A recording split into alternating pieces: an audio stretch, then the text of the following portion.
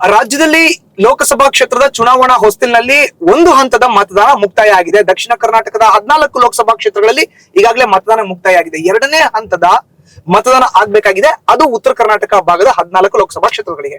ಆದ್ರೆ ಈ ಹೊಸ್ತಿಲಿನಲ್ಲಿ ಹಾಸನ ಲೋಕಸಭಾ ಕ್ಷೇತ್ರದ ಹಾಲಿ ಸಂಸದ ಜೊತೆಗೆ ಈ ಬಾರಿಯ ಅಭ್ಯರ್ಥಿ ಪ್ರಜ್ವಲ್ ರೇವಣ್ಣರ ವಿಡಿಯೋ ತುಣುಕುಗಳು ಹೊರಗಡೆ ಬಂದಿರೋದು ಸಾಕಷ್ಟು ವಿವಾದಕ್ಕೆ ಕಾರಣ ಆಗ್ತಿದೆ. ಇದ್ರ ಬಗ್ಗೆ ಮಾತನಾಡಲಿಕ್ಕೆ ನ್ಯೂಸ್ ಫಸ್ಟ್ ಜೊತೆ ಇವತ್ತು ವಿಧಾನಸಭೆ ವಿಪಕ್ಷ ನಾಯಕರಾಗಿರುವಂತಹ ಆರ್ ಅಶೋಕ್ ಇದ್ದಾರೆ, ಅವ್ರನ್ನ ಮಾತಾಡಿಸ್ತೀನಿ. ಆರ್ ಅಶೋಕ್ ಅವರ ಈಗಾಗಲೇ ತಮಗೂ ಕೂಡ ಗೊತ್ತಿರೋ ತರ ಪ್ರಜ್ವಲ್ ರೇವಣ್ಣರ ಒಂದಷ್ಟು ವಿಡಿಯೋ ತುಣುಕುಗಳು ಔಟ್ ಆಗಿರೋದು, ಪಕ್ಷದಿಂದ ಅವ್ರನ್ನ ಉಚ್ಚಾಟನೆ ಮಾಡಿದ್ದಾರೆ. ಫಸ್ಟ್ ರಿಯಾಕ್ಷನ್ ಏನ್ ಹೇಳ್ತೀರಿ ಇದಕ್ಕೆ? ನೋಡಿ, ಕಾನೂನಿಗಿಂತ ಯಾರು ದೊಡ್ಡವರಲ್ಲ. ಪ್ರಜ್ವಲ್ ರೇವಣ್ಣ ಹಿಂದೆ ಕಾಂಗ್ರೆಸ್ ಮತ್ತು JDS ಸಮ್ಮಿಶ್ರ ಸರ್ಕಾರ ಇದ್ದಾಗ ಅವರು ಪಾರ್ಲಿಮೆಂಟ್ ಮೆಂಬರ್ ಆದ್ರು. ಈಗ ಮೊನ್ನೆ ತಾನೇ ನಮ್ಮ ರಾಷ್ಟ್ರೀಯ ನಾಯಕರು JDS ಜೊತೆ ಹೊಂದಾಣಿಕೆಯನ್ನ ಅನೌನ್ಸ್ ಮಾಡಿದ್ದಾರೆ.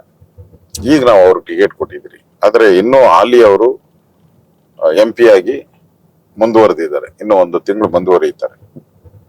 ಈ ಸಂದರ್ಭದಲ್ಲಿ ಈ ತರದ ಒಂದು ಅಶ್ಲೀಲವಾದಂತ ವಿಡಿಯೋ ತುಣುಕುಗಳು ಸಾಮಾಜಿಕ ಜಾಲತಾಣದಲ್ಲಿ ಮತ್ತು ಅದನ್ನ ಪೆನ್ ಡ್ರೈವ್ ಮಾಡಿ ಸುಮಾರು 4-5 ಸಾವಿರ ಪೆನ್ ಡ್ರೈವ್ಸ್ ಮಾಡಿ ಅದನ್ನ ಹಳ್ಳಿಗಳಲ್ಲಿ ಹಂಚಿರುವಂತದ್ದು, ಇವೆಲ್ಲ ನೋಡ್ತಾ ಇದ್ರೆ ಇದು ಚುನಾವಣೆ ಸಂದರ್ಭದಲ್ಲೇ ಮಾಡಿದ್ದಾರೆ ಅಂದ್ರೆ ಇದಕ್ಕೊಂದು ರಾಜಕೀಯದ ಆಯಾಮ ಇರ್ಬೋದು ಅಂತ ಅನ್ಸುತ್ತೆ. ಅವ್ರು ಮಾಡಿರೋದು ತಪ್ಪು, ಅದ್ರ ಪ್ರಶ್ನೆನೇ ಇಲ್ಲ. ಅದನ್ನ ನಾವು ಯಾವುದೇ ಕಾರಣಕ್ಕೂ ಸಮರ್ಥನೆ ಮಾಡಕ್ ಹೋಗೋದೇ ಇಲ್ಲ. ತಪ್ಪೇ. ಅಮಾಯಕ ಹೆಣ್ಣು ಮಕ್ಕಳಿಗೆ ತೊಂದರೆ ಕೊಟ್ಟಿರುವಂತದ್ದು ಅಕ್ಷಮ ಅಪರಾಧ, ಅದರಲ್ಲಿ ಪ್ರಶ್ನೆನೇ ಇಲ್ಲ. ಆದ್ರೆ ಈ ತುಣುಕುಗಳನ್ನ ಬಿಡಕ್ ಮುಂಚೆ ಪಾಪ ಹೆಣ್ಮಕ್ಳ ಕತೆ ಏನು ಅಂತ ಯೋಚನೆ ಮಾಡ್ಬೇಕಾಯ್ತು. ಇದನ್ನ ಬಿಟ್ಟಂತವ್ರು ಇವ್ರಿಗೇನೋ ಇವ್ನ್ ಮಾಡಿದಾನೆ, ಅಪರಾಧಿ, ತಪ್ಪು, ಇವನ್ ಶಿಕ್ಷೆ ಆಗ್ಲೇಬೇಕು, ಕಠಿಣ ಶಿಕ್ಷೆ ಆಗ್ಬೇಕು.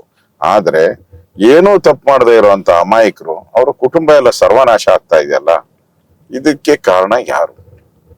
ಇದನ್ನ ಮಾಡಿದವ್ರು ಯಾರು? ಇದನ್ನ ಬಿಡುಗಡೆ ಮಾಡಿದವ್ರು ಯಾರು? ಪೆನ್ ಡ್ರೈವ್ ಮಾಡಿ ಸುಮಾರು 3-4 ಸಾವಿರ ಜನ 4 ಸಾವಿರ ಪೆನ್ ಡ್ರೈವ್ಗಳನ್ನ ಹಳ್ಳಿಗಳಿಗೆ ಹಂಚಿದವ್ರು ಯಾರು? ಇದೆಲ್ಲ ಪಾಪದ ಕೆಲಸನೇ. ಅವನ್ ಮಾಡಿರೋದು ದೊಡ್ಡ ಪಾಪ, ಇದನ್ನ ಮಾಡಿರೋದು ಕೂಡ ಇವರು ಪಾಪಿಗಳೇ. ಅದರಿಂದ ತನಿಖೆ ಮಾಡುವಂತದ್ದು 2 ಆಂಗಲ್ ಅಲ್ಲಿ ತನಿಖೆ ಮಾಡ್ಬೇಕು. ನನಗನ್ಸತ್ತೆ ಈ ಕಾಂಗ್ರೆಸ್ ಸರ್ಕಾರ ಒಂದು ಆಂಗಲ್ ಅಲ್ಲಿ ಅವ್ರು ಪೊಲಿಟಿಕಲ್ ಆಗಿ ಏನ್ ಬೇಕೋ ಅದನ್ನ ತನಿಖೆ ಮಾಡಕ್ಕೆ ಒಪ್ಪಿಸಿದ್ದಾರೆ ಅಂತ ಅನ್ಸುತ್ತೆ. ಈಗ ನಿಮ್ಮ ಕೇಂದ್ರ ಸಚಿವರಾದಂತಹ ಅಮಿತ್ ಶಾ ಅವರು ಇವತ್ತು ಸ್ಟೇಟ್ಮೆಂಟ್ ಮಾಡಿದ್ದಾರೆ ಸರ್, ನೇರವಾಗಿ ರಾಜ್ಯ ಸರ್ಕಾರ ಇರೋದು ಅವ್ರದೇ ತಾನೇ ಮಾಡ್ಬೇಕು ಅಂತ. ನೀವು ಅದೇ ಸ್ಟ್ಯಾಂಡ್ ಹೇಳ್ತೀರಾ? ಗ್ಯಾರಂಟಿ. ರಾಜ್ಯ ಸರ್ಕಾರ ಅವ್ರದೇ ಇರೋದು, ತನಿಖೆ ಮಾಡ್ಬೇಕಾಗಿರೋರು ಅವರು, ಅರೆಸ್ಟ್ ಮಾಡ್ಬೇಕಾಗಿರೋದು ಅವರು, ಅವ್ರ ಕ್ರಮ ತೆಗೆದುಕೊಳ್ಬೇಕು. ಈಗಾಗ್ಲೇ JDS ಪಾರ್ಟಿಯವರು ಅವ್ರನ್ನ ಪಕ್ಷದಿಂದ ಅಮಾನತ್ ಮಾಡಿದ್ದಾರೆ. ಅಂದ್ರೆ ಮುಗ್ದೋಯ್ತು, JDS-ಗೂ ಅವ್ರಿಗೆ ಇದ್ದಂತ ಸಂಬಂಧ ಮುಗ್ದೋಗಿದೆ. ಈಗ ಕಾನೂನಾತ್ಮಕವಾಗಿ ಕ್ರಮಗಳನ್ನ ಕಾಂಗ್ರೆಸ್ ಸರ್ಕಾರ ತೆಗೆದುಕೊಂಡು. ಅಲ್ಲ, ಈಗ ಈ ರೀತಿಯಾದಂತ ವಿಡಿಯೋ ತುಣುಕು ಬಂದ್ಮೇಲೆ ಅಮಾನತ್ ಮಾಡ್ರೆ ಸರ್, ಅದಕ್ಕಿಂತ ಮುಂಚೆ ಅವ್ರ ಪಾರ್ಟಿನಲ್ಲೇ ಇದ್ರಲ್ಲ, ಇದು ಗೊತ್ತಿರ್ಲಿಲ್ವಾ? ಮೊದಲನೇದು. ಎರಡನೇದು, ನಿಮ್ಮ ಅಭ್ಯರ್ಥಿ ಹೊಳೆನರಸೀಪುರದ ಅಭ್ಯರ್ಥಿ 2 ಪುಟಗಳ ಪತ್ರನ ಬರೆದಿದ್ರು, ತುರ್ತು ರಹಸ್ಯ ಪತ್ರ ಅಂತ ವಿಜೇಂದ್ರ ಅವ್ರಿಗೆ. ಇದ್ಯಾಕೆ ನಿಮ್ ಯಾರ ಗಮನಕ್ಕೂ ಬರ್ಲಿಲ್ಲ ಅಂತ? ನೋಡಿ, ಅದು ಈ ತರದನ್ನು ಪ್ರತಿದಿನ ಪೊಲಿಟಿಕಲ್ ಪಾರ್ಟಿಯಲ್ಲಿ ಇರುವಂತ ಲೀಡರ್ಸ್ಗೆ ದಿನನಿತ್ಯ ಈ ತರದ್ದು 100 ಬರ್ತಾನೆ ಇರ್ತದೆ. ಆಪಾದನೆಗಳು, ಅವ್ಯವಹಾರಗಳು, ಈ ತರದ್ದೆಲ್ಲ. ಇದನ್ನ ಯಾರು ಅಷ್ಟು ಗಮನ ಹರಿಸಲ್ಲ. ಪರ್ಸನಲ್ ಆಗಿ ಬಂದು ಮಾತಾಡಿ ಮನವರಿಕೆ ಮಾಡಿಕೊಟ್ಟಿದ್ರೆ ಅದನ್ನ ನಾವು ಕ್ರಮ ತೆಗೆದುಕೊಳ್ಬೋದಾಯ್ತು. ಆದ್ರೆ ಅವ್ರು ಯಾರು ಮನವರಿಕೆ ಮಾಡ್ಲಿಲ್ಲ, ಪತ್ರ ಬರೆದಿದ್ರು. ಪತ್ರಗಳಿಗೆ ಅಷ್ಟು ಪ್ರಾಮುಖ್ಯತೆ ಸಿಗಲ್ಲ ಅನ್ನೋದು ನನ್ನ ಅಭಿಪ್ರಾಯ. ಅಲ್ಲ, ಅವರು ಪತ್ರದಲ್ಲಿ ಬಹಳ ಕ್ಲೀನ್ ಆಗಿ ನೀಟಾಗಿ ಹೇಳಿದ್ರು ಸರ್, 2796 ವಿಡಿಯೋ ತುಣುಕುಗಳು ಇದೆ, ಅದೆಲ್ಲವೂ ನನ್ನ ಹತ್ರ ಇದೆ, ತಾವು ಪರ್ಮಿಷನ್ ಕೊಟ್ರೆ ನಾನು ಇದನ್ನ ತಗೊಂಡ್ ಕೊಡ್ತೀನಿ, ಜೊತೆಗೆ ಹೈಕಮಾಂಡ್ ನಾಯಕರ ಗಮನನ ಸೆಳಿತೀನಿ, ಮೈತ್ರಿ ಮಾಡ್ಕೊಂಡ್ರೆ ನಮ್ಗೆ ಖಂಡಿತವಾಗ್ಲೂ ಒಂದು ರಾಷ್ಟ್ರೀಯ ಪಕ್ಷಕ್ಕೆ ಕಪ್ಪು ಮಸಿ ಬೆಳೆದಂಗ ಆಗುತ್ತೆ ಅನ್ನೋದೆಲ್ಲವನ್ನ ಕೂಡ ಉಲ್ಲೇಖ ಮಾಡಿದ್ರು ದೇವರಾಜೇಗೌಡರು. ಇಲ್ಲ ನೋಡಿ, ಈ ಮೈತ್ರಿ ಆಗಿರೋದು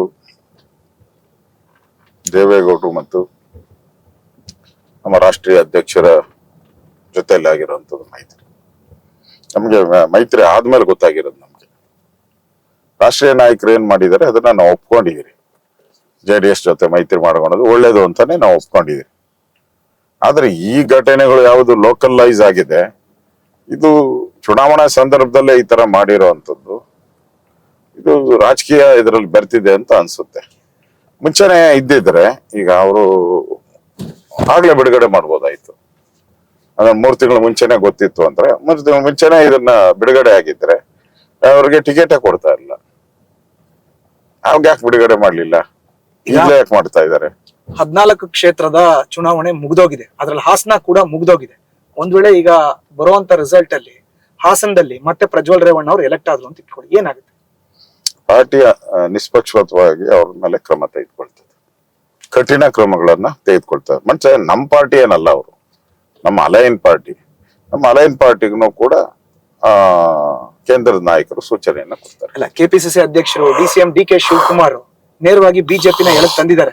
ತಾವು ವಿಧಾನಸಭೆ ವಿಪಕ್ಷ ನಾಯಕರು, ಬಿಜೆಪಿ ಅವ್ರ ಸ್ಟ್ಯಾಂಡ್ ಏನು ಇದರಲ್ಲಿ ಅನ್ನೋ ಪ್ರಶ್ನೆನ ಬೆಳಗಾವಿ ನೆಲದಲ್ಲಿ ಮಾಡಿದ್ದಾರೆ. ಕಾರಣ ಏನು? 14 ಲೋಕಸಭಾ ಕ್ಷೇತ್ರದ ಚುನಾವಣೆ 2ನೇ ಹಂತದಲ್ಲಿ ನಡೀತಾ ಅಷ್ಟು ಸೀಟು ಬಿಜೆಪಿ ಇದೆ, ಅಲ್ಲಿ ಬಿಜೆಪಿಗೆ ಡ್ಯಾಮೇಜ್ ಮಾಡಬೇಕು ಅನ್ನೋದು ಅವ್ರ ಇಂಟೆನ್ಷನ್ ಅಂತ ಒಪ್ಕೊಳ್ತೀರಾ ಹೇಳಿ? DK ಶಿವಕುಮಾರ್ ಏನೇ ಮಾತಾಡಿದ್ರು ಅವರು ರಾಜಕಾರಣದ ಮಾತಾಡ್ತಾರೆ.